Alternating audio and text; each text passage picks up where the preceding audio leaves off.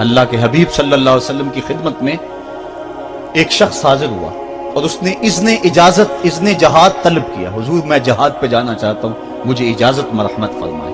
حضور نے فرمایا احی والدہ کا, کیا تیرے والدین زندہ ہیں؟ قالا نعم, عرض کی ہاں حضور میرے والدین زندہ ہیں. قالا ففیہما فجاہد, کہا جا ان کی خدمت کر, یہی تیرا جہاد ہے.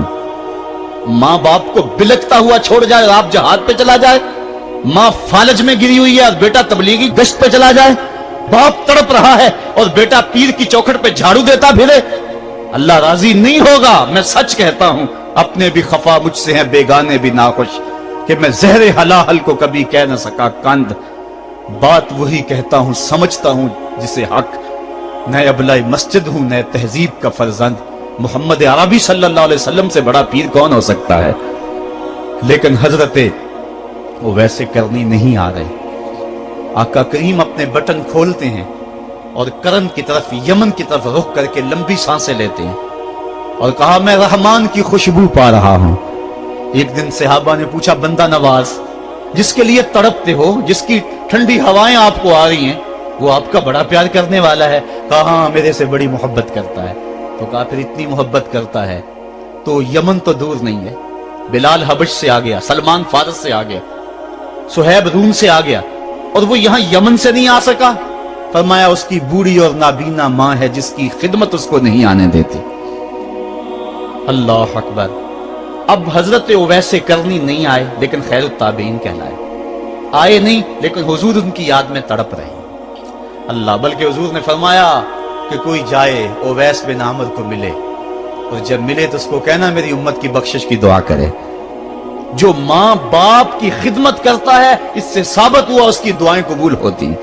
میں نے ایک روایت میں پڑھا ہے کہ جو آدمی روزانہ اپنے والدین کے لیے دعا کرے, والدین زندہ ہوں تب بھی, والدین فوت ہو گئے ہوں تب بھی, یہ عادت بنا لے, روزانہ ماں باپ کے لیے دعا کرے, ساری زندگی اس کے رزق میں بے برکتی نہیں آئے گی, اللہ اس کو رزق کی فراوانی عطا کر دے گا. اور جو والدین کے لیے دعا نہیں کرتا اللہ تعالیٰ کی رحمتوں سے محروم ہو جاتا ہے. حضرت ابو ہریرہ رضی اللہ تعالیٰ عنہ جب بھی ہاتھ اٹھاتے تھے تو یہ دعا کرتے تھے, اللہم اغفر لأبی ہریرہ ولأمی ولمن استغفر لہما. اے اللہ ابو ہریرہ کو بخش دے, حضرت ابو ہریرہ کی ماں کو بخش دے, اور قیامت تک جو ہم دونوں کے لیے بخشش کی دعا کرے اس کو بھی بخش دے. حضرت امام محمد بن سیرین ایک بزرگ ہوئے تابعی, جب بھی دعا کرتے تھے یہ دعا ضرور کرتے تھے, اے اللہ ابو ہریرہ کی بخشش کر دے.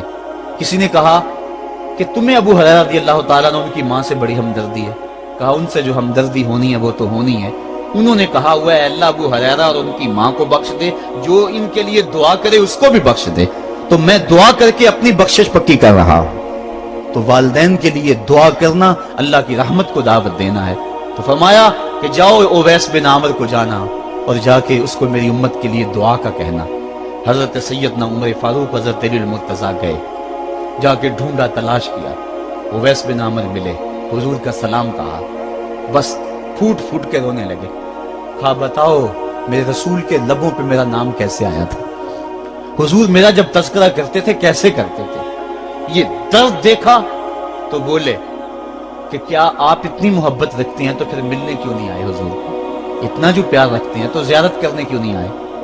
تو حضرت اویس کرنی نے بات کے رخ کو بدلا, کہا تم نے میرے رسول کو دیکھا, تم نے میرے رسول کی زیارت کی ہے؟ کہا ہاں ہم تو صبح و شام وہاں رہے ہیں. کہا پھر بتاؤ حضور کے یہ ابرو جڑے ہوئے تھے یا کھلے ہوئے تھے؟ اب دونوں حیران ہو گئے. کہا تم نے تو دیکھا, میں نے تو دیکھا نہیں, تم بتاؤ نا. پھر میں تو گیا نہیں, مجھے کہتے ہو گیا نہیں, تم بتاؤ حضور کے ابرو جڑے ہوئے تھے یا کھلے ہوئے تھے؟ حیران ہیں. کہا حضور آپ ہی بتلائیے. کہا کوئی دور سے دیکھتا تو جڑے ہوئے نظر آتے, قریب آ کے دیکھتا تو کھلے ہوئے نظر آتے. یہ وہ ہے جو ماں کی خدمت کرتا رہا اور حضور کے دربار میں حاضر نہیں ہو سکا, لیکن حاضری اس کی تھی, وہ جہاں بھی تھا وہ نبی کے قرب میں تھا.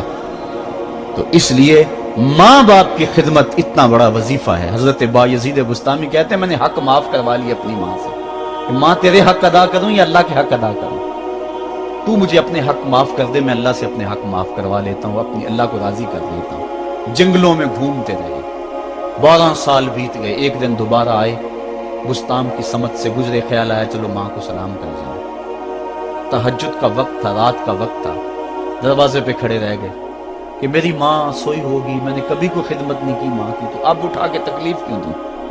सारी रात खड़े रहे। जब तहज्जुद का माँ वक्त गुजरा तो नाली से पानी आया, समझ गए कि मेरी माँ तहज्जुद के लिए उठी है। दरवाजे के करीब हो गए, माँ ने हाथ उठा लिया, कहा अल्लाह मेरा बेटा बा यजीद तेरी तलब में निकला हुआ है, मैंने उसे अपने हक माफ कर दिए, तू उसको अपना विसाल अता कर दे। हजरत बा यजीद दरवाजा खटखटाने लगे और माँ के कदमों में लिपट गए और रो के कहने लगे, जिस रब को मैं जंगलों में तलाश करता हूँ वो तो रब मेरी माँ के पास है। तो माँ की दुआओं में अल्लाह की रिजा है। माँ राजी हो जाए तो समझ लो खुदा राजी है। अल्लाह ताला जल्ला शानहू ने इरशाद फरमाया, वक़दा रब्बुका अल्ला ताबुदू इल्ला इय्याहु, तेरे रब ने यह तय कर दिया है कि उसके अलावा किसी की पूजा नहीं करोगे। व बिल वालिदैन इहसाना, और वालिदैन के साथ उसने सुलूक से पेश आओगे। इम्मा यबलुगन्ना इंदकल किबरा अहदुहुमा औ किलाहुमा फला तकुल लहुमा उफ़्फ़िन वला तनहरहुमा, अगर तेरे पास दो या दोनों में से एक बढ़ापे को पहुंच जाए तो फिर उनके सामने तूने उफ भी नहीं कहनी और ना उनको झिड़कना है और उनसे नरम लहजे में बात करनी है।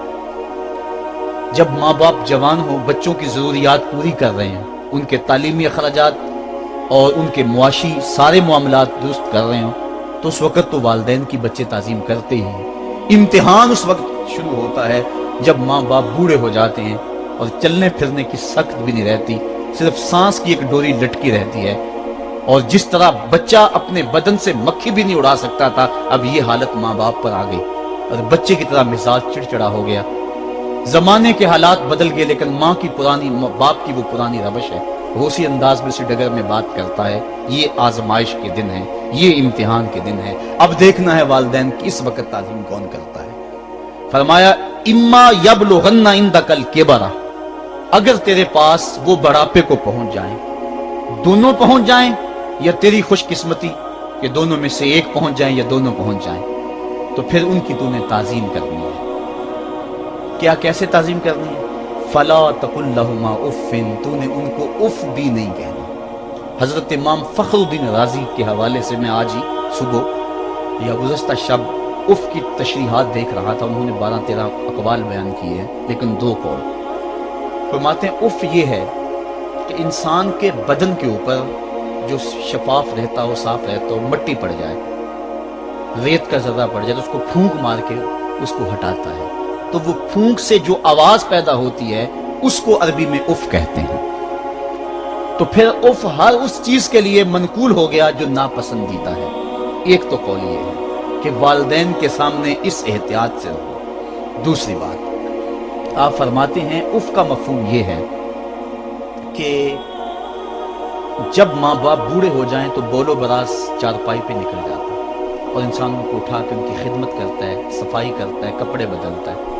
इंसान की तबीयत में जो फितरी नफासत है उसके तहत उसको माँ बाप से जो मकरूह और नापसंदीदा बू आती है उससे वो बचना चाहता है। वो नफरत माँ बाप से नहीं होती, वो नफरत उस बदबू से होती है जो माँ बाप के बदन से या चारपाई से या कपड़ों से उठ रही है। तो बंदा अपने जो है वो नाक पे कपड़ा रख लेता है उस बदबू से बचने के लिए। तो उफ के मफहूम को बयान करते हुए हजरत इमाम राजी कहते हैं कि इंसान को इस बात से भी रोका गया है कि तू अपने नाक पे कपड़ा रख के अगर उनको सफाई कर रहा होगा तो माँ बाप के नाजुक दिल पे कहीं ये बोझ ना आ जाए कि मेरा बेटा मुझसे नफरत कर रहा है। इसलिए वालिदैन की ताजीम का आलम यह है कि तू खुले नाक से उनकी खिदमत करे और वो बदबू सहता रहे और अपने नाक के ऊपर कपड़ा भी न रखे कि तेरे माँ और तेरे बाप के दिल के अंदर इतना खलाल और मलाल भी पैदा ना हो। ये है उफ का जुमरा। हजरत इमाम हसन रदी अल्लाह ताला अन्हु ने सारी जिंदगी अपनी वालिदा हजरत फातिमा ज़हरा के साथ बैठ के खाना नहीं खाया था। एक दिन हजरत सैयदा फातिमा ने फरमाया कि बेटा मेरा जी चाहता है कि मेरे साथ तुम बैठ के खाना खाओ, लेकिन तुमने कभी भी मेरे साथ बैठ के खाना नहीं खाया, क्या वजह है इसकी? हजरत इमाम हसन फरमाने लगे, अर्ज करने लगे, अम्मी मैं इस डर से आपके पास बैठ के खाना नहीं खाता कि कहीं किसी लुकमे की तरफ आपकी नजर बढ़ जाए और मैं अदमे आगही की वजह से अपने हाथ को उस लुकमे के पे डाल लूं और ना जान सकूं कि इस लुकमे को उठाने का इरादा मेरी मां के दिल में पैदा हो चुका है और मैं अल्लाह की रहमतों से महरूम हो जाऊं, इस डर से मैं आपके साथ बैठ के खाना नहीं खाया करूंगा। यानी मां बाप की ताजीम का आलम यह है, उफ तक ना कहो। हजरत सईद इब्न मुसय्यब रज़ी अल्लाह ताला अन्हु जलीलुल कदर ताबी हैं, वो फरमाते हैं कि वालिदैन के सामने बेटे की हालत क्या होनी चाहिए। तो फरमाते हैं जिस तरह भागा हुआ गुलाम पकड़ा जाए और उसको पकड़ के जो है वो आका के सामने पेश कर दिया जाए, तो उस भागे हुए गुलाम को पकड़ के जब आका के सामने पेश कर दिया जाए तो जो हालत उस गुलाम की होती है, बेटे की हालत ये माँ बाप के सामने होनी चाहिए। अब उन बेटों को सोचना चाहिए जो अपने माँ बाप को दकियानुसी का ताना देते हैं और समझते हैं ये ओल्ड फैशन है, इन्हें क्या पता जमाना कहां चला गया है, और उनके फैसलों को मुस्तरद करते हैं। उलमा ने इस बात को तफसील के साथ बयान किया है कि शरीयत के जो कतई ज़ाब्ते हैं, उन ज़ाब्तों और उन कवानीन को और उन मामलात में तो वालिदैन की फर्माबरदारी नहीं होगी, अल्लाह की अगर मासियत होती हो, लेकिन जो मामले शक वाले हैं वहां माँ बाप के कौल को तरजीह दी जाए। तो फरमाया उनके सामने उफ भी नहीं कहनी, वकुल लहुमा कौलन करीमा, और उनसे नरम लहजे में बात करनी है। वख्फिद लहुमा जनाह ज़ुल्ल मिनर रहमा, और उनसे बात और उनके लिए अपने बाजू बिछा लेने हैं नरम दिली की वजह से, नरमी की वजह से। जब जानवर जमीन की तरफ रुख करता है, ऊपर से नीचे की तरफ आता है तो अपने परों को सकेड़ लेता है, तो उसके लिए ये लफ्ज बोले जाते हैं वख्फिज लहुमा जनाह। तो अल्लाह ताला फरमाया जिस तरह वो जानवर इज्जत से अपने बाजू सकेड़ लेता है और फैलाता नहीं है, वालिदैन के सामने तेरी अकड़, तेरा उहदा, तेरा मनसब, तेरी शाने, तू बड़ा ऊंचा है, लोग तुझे सलूट करते हैं, तेरे हाथ चूमते हैं, तुझे सलाम करते हैं, ऊंची कुर्सियों पे तू बैठता है, लेकिन वो सब वहां छोड़ दे और माँ के कदमों में आजिज बन के बैठ जा, बाप के कदमों में आजिज बन के बैठ जा। वहां अपनी उस किसी चीज का लिहाज रख, परिंदा ऊपर कोड़े तो पर खोले, लेकिन जब नीचे आए तो परों को समेट ले। तेरा ओहदा, तेरा मनसब बाहर रहे, जब माँ बाप के पास आए उस वक्त तो मुअद्दब गुलाम की सूरत में अपने वालिदैन के सामने खड़ा। वकुल रब्बिरहमहुमा कमा रब्बयानी सगीरा, और अगला हक ये बयान फरमाया कि अल्लाह की बारगाह में अर्ज़ कराए, अल्लाह मेरी माँ पर भी और मेरे बाप पर भी रहम फरमा।